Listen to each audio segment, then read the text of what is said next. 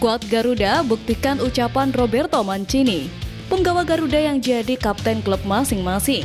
Sandy Walsh bawa Yokohama F. Marinos bersinar di Liga Champions Asia. Penolakan Elkan Bagot berujung ketegasan. Simak informasi selengkapnya sebagai berikut.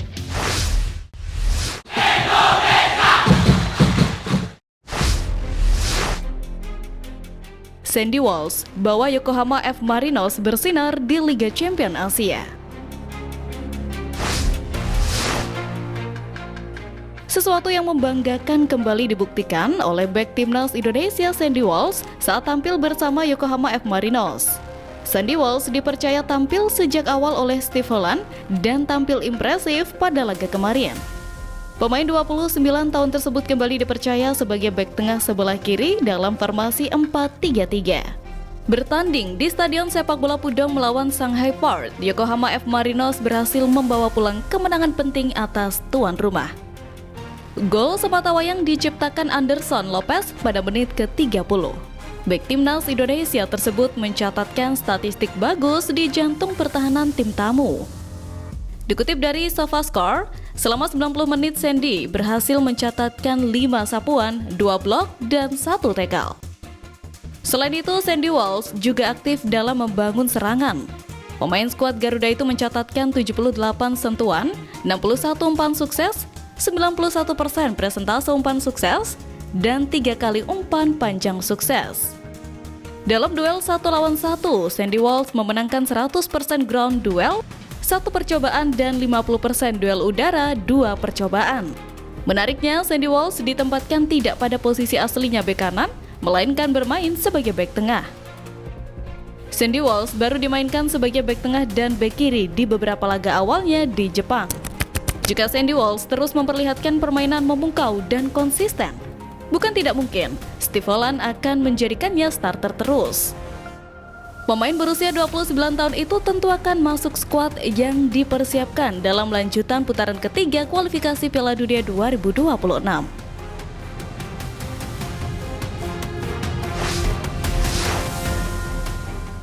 Penolakan Elkan Bagot berujung ketegasan.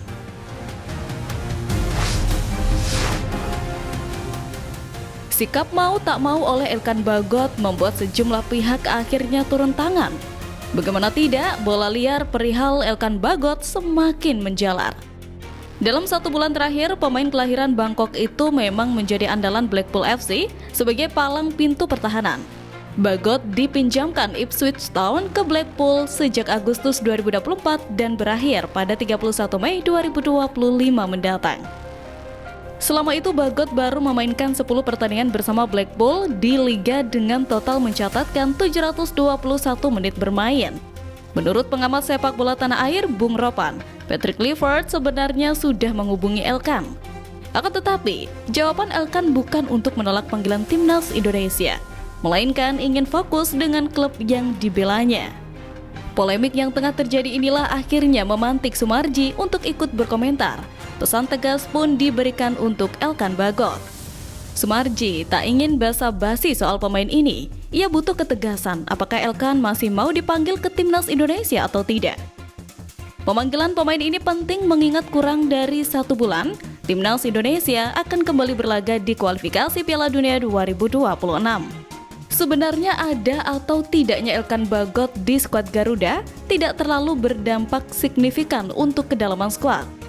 Patrick Clifford dinilai sudah memiliki para pemain terbaik untuk lini bertahan, mulai dari Jay Izzes, Misil Gars, Kevin Dix, Rizky Ridho, hingga Jordi Amat. Bisa dikatakan stok bek tengah timnas Indonesia itu sudah melimpah. Yang perlu diperhatikan adalah posisi penyerangan. Hadirnya Oli Romney belum bisa dikatakan menutup lubang besar yang menjadi kelemahan timnas Indonesia selama ini.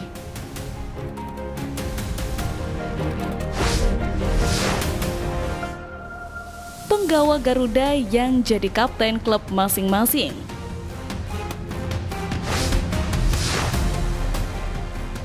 1. Jay Izzes. Izzes mulai jadi kapten Venezia FC pada 2 Februari 2025. Ia menjadi kapten tim saat melawan Udinese. Itzels ditunjuk jadi kapten menggantikan Pohjan Palo yang hengkang ke Palermo. Sebelum menjadi kapten Venezia FC, bek 24 tahun ini telah menjadi kapten timnas Indonesia. Ia mulai memakai ban kapten timnas saat menghadapi Arab Saudi pada 6 September 2024. 2. Rizky Ridho. Meski masih 23 tahun dan pemain baru, Ridho mendapat kehormatan menjadi kapten Persija mulai musim 2024-2025. Ia menggantikan Andri Tani sebagai bentuk regenerasi. Memakai ban kapten Macan Kemayoran, Ridho tampil tenang dan garang. Ia selalu memberi contoh yang baik bagi rekan-rekannya. Sebelumnya, Ridho pernah menjadi kapten Indonesia U23. 3. Justin Hubner. Hubner mulai menjadi kapten Wolves U21 pada 2023. Awalnya hanya jadi wakil kapten, tetapi mulai jadi kapten pada 2024. Pada pertengahan musim, Hubner dipinjamkan ke klub Jepang. Hanya setengah musim, Hubner kembali ke Wolves U21. Tak butuh waktu lama, Hubner kembali dipercaya menjadi kapten. Kepercayaan ini membuat Hubner mencoba tampil disiplin.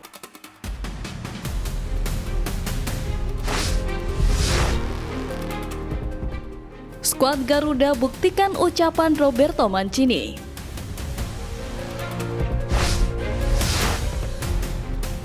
Bak seperti peramal, omongan Roberto Mancini tentang timnas Indonesia jadi kenyataan. Mantan pelatih Inter Milan itu pernah berkata, jika skuad Garuda bisa sangat merepotkan. Hal itu bermula dari banyaknya pengamat sepak bola Saudi yang menilai timnas Arab Saudi sudah seharusnya mendapatkan kemenangan sebagai tuan rumah. Hal itu membuat Roberto Mancini geram karena timnas Indonesia yang diremehkan banyak pengamat sepak bola Saudi ternyata bisa mengacak-acak tuan rumah. Dan Mancini mengatakan jika timnas Indonesia adalah tim terhormat tidak mudah mengalahkan mereka seperti yang diharapkan beberapa pengamat. Apalagi timnas Indonesia memiliki sekelompok pemain profesional yang bermain di Eropa tidak seperti timnas Arab Saudi yang sangat sedikit pemain yang berkarir di benua biru. Bahkan pemain yang berkarir di liga lokal Saudi Pro League sangat sedikit mendapatkan menit bermain di klubnya.